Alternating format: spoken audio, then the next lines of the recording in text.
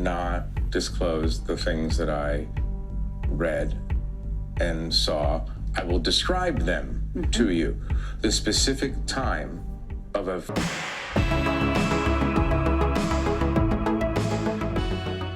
Howdy, y'all. I'm Brylan. We're going to look at the brand new response from President Trump, as well as some other top aides, to the controversial leak of the top secret text message thread between J.D. Vance and Hegseth and others that also had a journalist accidentally added to the group. Well, he released all their text messages, and supposedly there's top secret information that was leaked, and it has ruined the United States of America. White House acknowledges journalist was inadvertently added to high-level chat on Houthi strikes. Trump actually responded to this. The White House defends top officials discussing Houthi strikes over text and slams the sensationalist spin. Trump said that he's not concerned about the story, adding that it's the only glitch in 2 months, and it turned out to not be a serious one. Real quick, would you consider hitting that thumbs up button? You know when you like this video, you're not agreeing with the insanity, but you're helping push it out to more people to help spread the truth. In fact, here is Pete Hegseth responding to these messages getting leaked. How your information about war plans against the Houthis in Yemen was shared with a journalist in The Atlantic, and were those details classified? You're talking about a deceitful and highly discredited so-called journalist who's made a profession of peddling hoaxes time and time again, to include the hoaxes of Russia, or the fine people on both sides hoax, or suckers and losers hoax. So this is the guy that peddles in garbage. This is what he does. I would love to comment on the Houthi campaign because of the skill and courage of our troops. I've monitored it very closely from the beginning. And you see, we've been managing 4 years of deferred maintenance under the Trump administration. Our troops, our sailors were getting shot at as targets. Our ships couldn't sail through. And when they did shoot back, it was purely defensively or at shacks in Yemen. President Trump said, no more. We will reestablish deterrence. We will open freedom of navigation, and we will ultimately decimate the Houthis, which is exactly what we're doing as we speak from the beginning, overwhelmingly. Why were those details shared on Signal, and how did you learn that a journalist was privy to the targets, the types of weapons used? I've heard I was characterized. Nobody was texting war plans, and that's all I have to say about that. Thank you.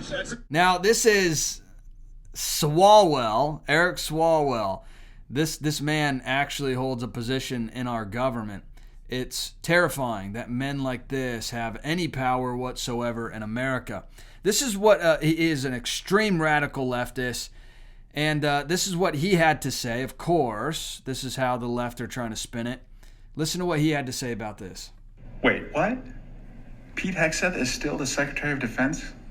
This moron publicly texts out our war plans, putting our soldiers at risk, and he's not gone after he said over and over and over so many other officials and other administrations should lose their security clearances and lose their jobs for stuff that is not even on the level of what he did here. And these guys, they want to fire everyone at the FBI and CIA and replace it with this? No. Hegseth has got to go. They all should be fired if they don't resign. And they should all lose their security clearances.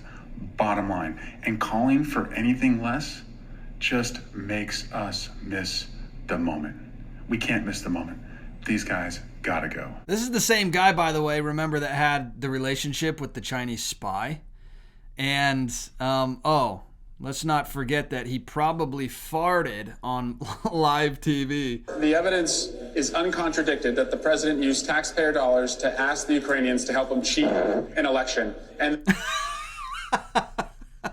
in fact, there's actually someone posted this Ukrainians to empirical help evidence. An election. And you see the dust. You see the fart dust come up. It's official. The guy farted. So Garrett Hake, who is NBC News senior White House correspondent, he said this: just a couple of hours ago today on March 25th. He said, in a brief interview, the President of the United States tells me he still has confidence in Mike Waltz. After the Atlantic Signal story yesterday, Mike Waltz has learned a lesson, and he's a good man. I want to know your thoughts about this in the comment section below, by the way. Do you think this was a major mess up? Do you think it was a hoax by the Trump administration?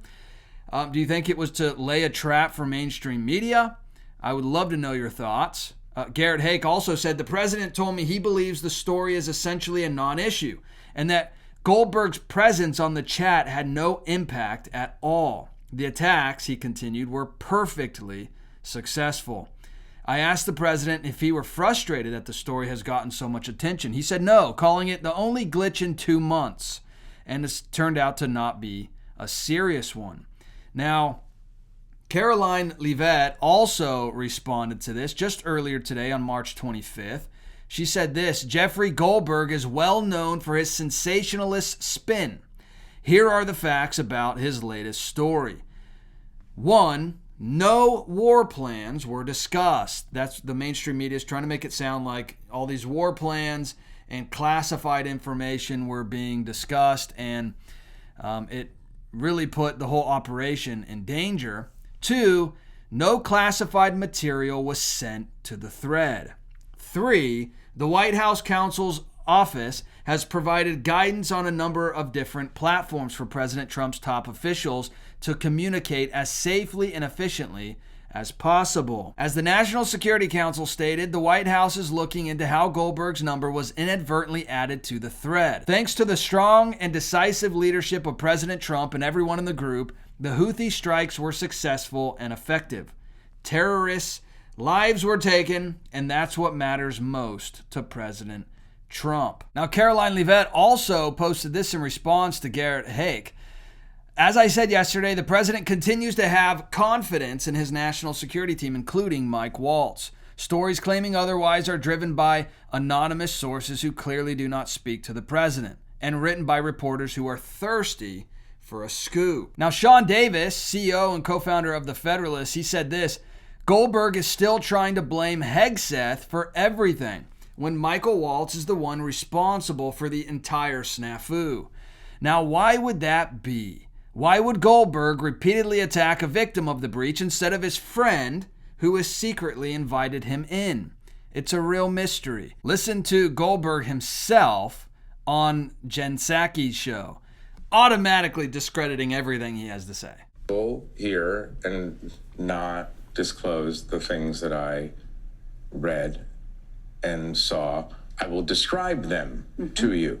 The specific time of a future attack, specific targets, including human targets, meant to be killed in that attack, weapon systems, even weather reports, or that the government is I don't know why Hegseth was sharing it with everybody. I mean, the precise detail. Now, it's basically taking the word of somebody who is known to push different types of hoaxes, whether, it doesn't matter what side you fall on here. Whose word do you take when he's obviously has pushed other hoaxes and then says, I'm not going to show you the messages that have all this information, but I'll describe them. The Proverbs chapter 3. I want to encourage you with this real quick. Look at verse 5 through 8. Trust in the Lord with all your heart, and do not lean on your own understanding. In all your ways acknowledge him, and he will make straight your paths. Be not wise in your own eyes. Fear the Lord and turn away from evil.